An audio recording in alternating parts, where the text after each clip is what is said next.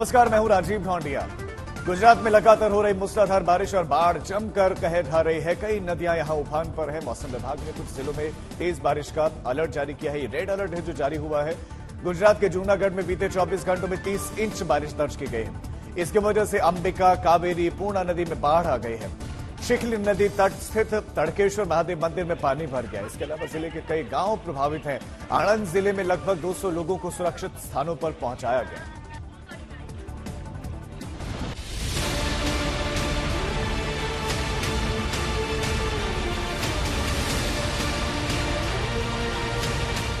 गुजरात का एक बड़ा इलाका इस वक्त बहुत मुश्किल हालात से गुजर रहा है।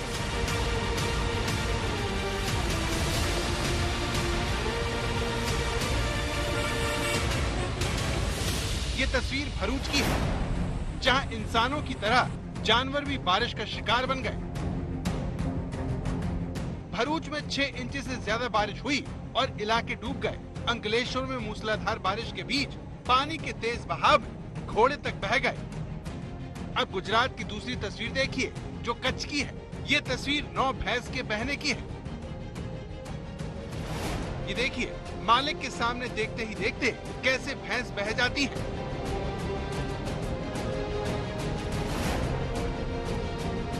अब केंद्र शासित प्रदेश दमन में टेम्पो के पलटने का वीडियो देखिए। सड़क पर गड्ढे की वजह से ये हादसा हुआ।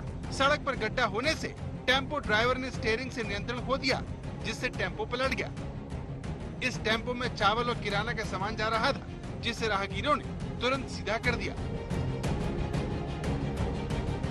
दक्षिण गुजरात के सूरत, नवसारी, वलसाड़, तापी, डांग, दमन, दादरा और नगर हवेली से लेकर सौराष्ट्र के द्वारका, जूनागढ़ और पोरबंदर में रेड अलर्ट है। गुजरात में सबसे अधिक बारिश दक्षिण गुजरात के सूरत, नवसारी, डांग और तापी जिले में हो रही है। इसके अलावा सौराष्ट्र के जूनागढ़ और द्वारका में भी बारिश हो रही है।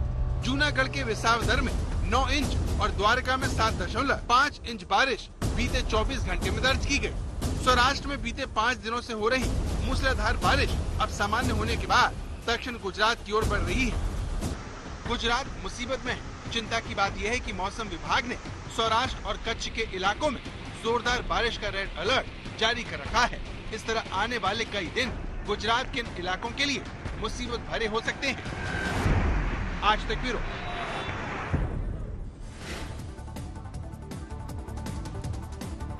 दक्षिण गुजरात में भारी बारिश की वजह से खाड़ी किनारे वाले इलाकों में जल भराव हो गया है। सूरत शहर के अलग अलग बाढ़ग्रस्त इलाकों में लगभग 500 लोगों को रेस्क्यू किया गया। सूरत शहर में सबसे ज्यादा खराब हालात जो है लिंबायत इलाके में, यहां पर 90 लोगों को रेस्क्यू किया गया, जबकि खटोदरा इलाके से 30 लोगों को रेस्क्यू किया गया। वहीं सारौली के सनिया हिम्मत इलाके से 200 लोगों को सुरक्षित बाहर निकाला गया, जबकि कुंभारिया इलाके से 150 लोगों को बाहर निकाला गया। सूरत शहर के लिंबायत, खटोदरा और सरौली इलाके में 470 लोगों को अब तक रेस्क्यू किया गया है। ललितपुर में हो रही भारी बारिश के चलते जनजीवन को इसने प्रभावित किया है। लगातार बारिश के चलते शहर के आसपास ग्रामीण क्षेत्रों में भी पानी भरा हुआ है। लोगों को सुरक्षित स्थानों पर जाने की सलाह दी गई है। प्रशासन ने स्थिति की गंभीरता को देखते हुए राहत कार्य शुरू कर दिए। जिले में हो रही बारिश के चलते सोमवार को गोविंद सागर बांध, शहजाद बांध समेत कई बांधों के गेट खोलकर जल निकासी की जा रही है। शहर किनारे स्थित गोविंद सागर बांध के 12 गेट 7 फीट तक खोले गए। डीएम ने गोविंद सागर बांध का निरीक्षण किया और नदी नालों पर बैरिकेडिंग करने के निर्देश दिए। महाराष्ट्र के लोनावला और आसपास के इलाकों में हो रही मूसलाधार बारिश के चलते कई निचले इलाकों में पानी भर गया है। तेज बारिश के चलते मालवती नदी मालवली इलाके में एक बंगले से 25 से 30 पर्यटक यहां फंस गए थे।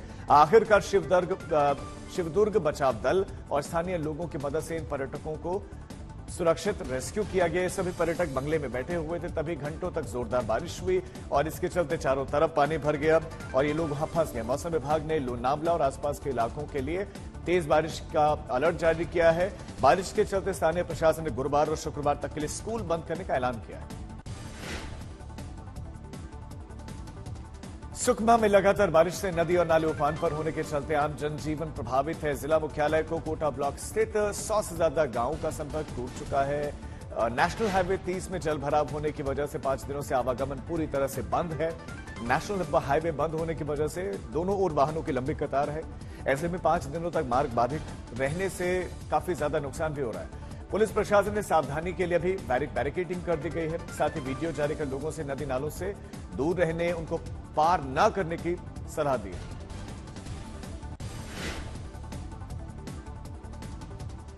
मध्य प्रदेश के ओरछा में जामनी नदी का जलस्तर लगातार बढ़ा है और अब 5 युवक एक टापू में फंस गए, जिससे बताया जा रहा है कि लोग वहां मछली पकड़ने के लिए गए थे और 4 लोग वहां गाय चराने के लिए पहुंचे हुए थे। जानकारी के मुताबिक चंदपुरा और सकेरा गांव निवासी मछली पकड़ने के लिए जामनी नदी में पहुंचे। इस दौरान अचानक नदी का जलस्तर बढ़ गया। 2 युवकों को रस्सी के सहारे बचाने की कोशिश भी की गई, लेकिन वो बीच में ही टापू में फंस गए। एसडीआरएफ की टीम ने भारी मशक्कत के बाद इन 5 ही युवकों को रेस्क्यू कर लिया। संसद में आज भी बजट को लेकर हंगामे के आसार हैं। लोकसभा और राज्यसभा में बजट पर बहस चल रही है। सरकार और इंडिया ब्लॉक आमने सामने है। दिल्ली से बिहार तक सरकार को घेरने के लिए विपक्ष ने चक्रव्यूह तैयार किया है। बजट सत्र का तीसरा दिन बेहद हंगामेदार रहा। विपक्षी दलों का आरोप है कि केंद्र सरकार बीजेपी शासित और गैर बीजेपी शासित राज्यों के बीच में भेदभाव कर रही है। आज इंडिया ब्लॉक के सांसद फिर प्रदर्शन करेंगे और वहीं बिहार में राजभवन तक विपक्षी दल मार्च करने वाला है। बिहार में विरोध बिहार को स्पेशल स्टेटस न दिए जाने को लेकर। जो कल बजट पेश हुआ, उस बजट में किसी स्टेट को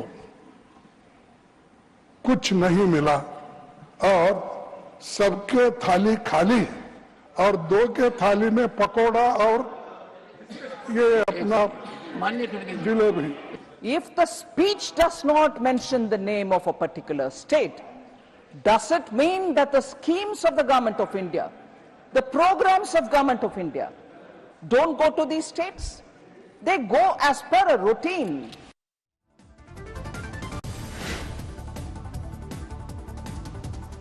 कर्नाटक में बीजेपी का दोनों सदनों में दिन रात प्रदर्शन जारी है। आपको बता दें कि बुधवार को बीजेपी प्रवक्ता ने कहा कि मैसूरू शहर विकास प्राधिकरण के फर्जी जमीन आवंटन पर चर्चा करने की अनुमति नहीं देने को लेकर पार्टी विधानसभा और विधान परिषद दोनों सदनों में रात दिन धरना देगी। और बीजेपी विधायक तकिया और कंबल लेकर विधानसभा के अंदर पहुंचे और पूरी रात विधानसभा में सोकर उन्होंने बिताई।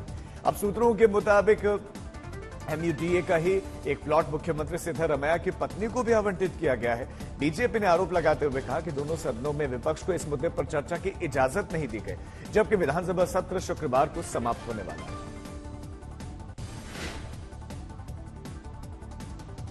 पठानकोट के फंगतोली गांव में 7 संदिग्धों को लेकर अभी दहशत का माहौल है।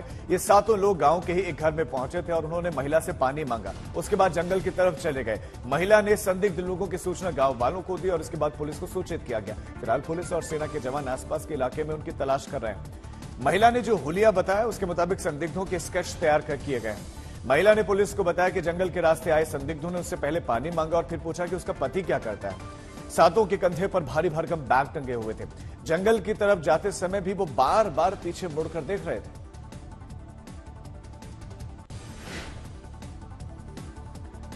संयुक्त किसान मोर्चा और किसान मजदूर मोर्चा ने आज बड़ा ऐलान किया है। किसान मोर्चा 1 अगस्त और 15 अगस्त को आंदोलन की तैयारी में है। आपको ये बता दें कि किसान मोर्चा हरियाणा सरकार के विरोध में 1 अगस्त को विरोध प्रदर्शन करेगा।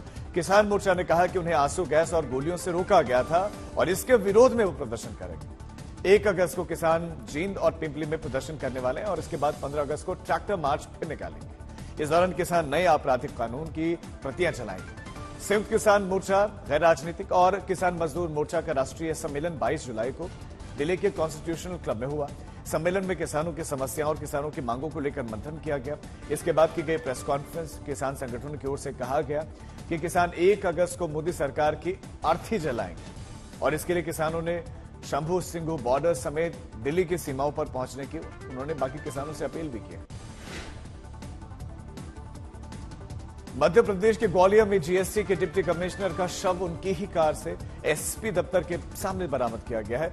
सबसे पहले शव एसपी दफ्तर में तैनात सिपाही ने देखा। इनोवा गाड़ी काफी देर तक सड़क किनारे खड़ी थी और उसके बाद नजर लेटे शख्स की बॉडी में कोई भी मूवमेंट नहीं थी। संदेह होने पर जब जांच की गई तो डिप्टी कमिश्नर का शव अकड़ी हुई हालत में मिला। अभी तक ये पता नहीं चल पाया कि रोहित की मौत हुई कैसे। फिलहाल पुलिस हार्ट अटैक को वजह मान रही है शुरुआती तौर पर। असल वजह का पता पोस्टमार्टम की रिपोर्ट के बाद पता चलेगा।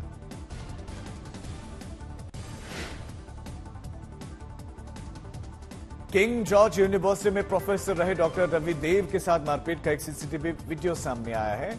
लखनऊ के गोमती नगर एक्सटेंशन में स्थित एक अस्पताल में इलाज के दौरान एक शख्स की मौत हो गई। इस पर भड़के परिजनों ने इलाज में लापरवाही का आरोप लगाया और पहले तो स्टाफ के साथ मारपीट की गई, फिर डॉक्टर को बुरी तरह से पीटा गया।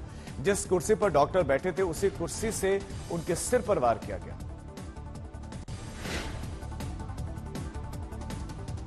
पटना के बोरिंग रोड इलाके में 5 लोगों ने एक युवक की पिटाई कर दी, जिसमें पीड़ित का सिर फट गया। मारपीट का वीडियो सीसीटीवी में कैद हुआ है। पीड़ित रघुवीर प्रताप सिंह ने मामला दर्ज कराते बताया कि जमीन दिलाने के नाम पर 2 वर्ष पहले 15 लाख रुपए लिए गए थे, लेकिन वापस मांगने पर टाल मटोल कर रहा था और इसी क्रम में बुधवार को बोरिंग रोड के मॉन्टेसरी गली में घर पर 5 की संख्या में लोग पहुंचे, फिर युवक के साथ मारपीट करने लगे। पीड़ित युवक के मुताबिक पत्नी ने विरोध किया तो उसके साथ बदसलूकी की गई, कपड़े फाड़े गए। इस दौरान पुलिस मौके पर पहुंच गई और एक आरोपी को पकड़ लिया गया। बाकी लोग फरार हैं। पुलिस इन्वेस्टिगेशन कर रही है। सीसीटीवी से आरोपियों की पहचान की जा रही है। लखनऊ के गुंडब्बा थाना इलाके का एक वीडियो सामने है, जिसमें एक महिला युवक पर चप्पल चलाती दिख रही है और जमकर गालियां दे रही है। सड़क पर हंगामा कर रही है। हंगामा करने वाली महिला यूपी पुलिस की सिपाही बताई जा रही है और कहा जा रहा है कि वो कमिश्नर ऑफिस में तैनात है। पीड़ित पक्ष की माने तो रास्ते को लेकर कहा सुनी हुई थी। उसके बाद आरोपी सिपाही ने लड़ाई शुरू कर दी। पीड़ित पक्ष की तरफ से नम्रता यादव समेत 4 लोगों के खिलाफ तहरीर दी गई है। पुलिस इस मामले की पड़ताल कर रही है। पीड़ित दिवर्षी ने बताया कि जब महिला ने हंगामा किया तो उन्होंने फोन करके इसकी जानकारी पुलिस को दी थी। ईसीआर वैन के सिपाही भी वहां पर पहुंचे, लेकिन सिपाही को देखकर आरोपी महिला गुस्से से लाल हो गई और वो पुलिस के सामने भी चप्पल निकालकर ललकारती रही, मारने के लिए दौड़ी, गालियां देती रही।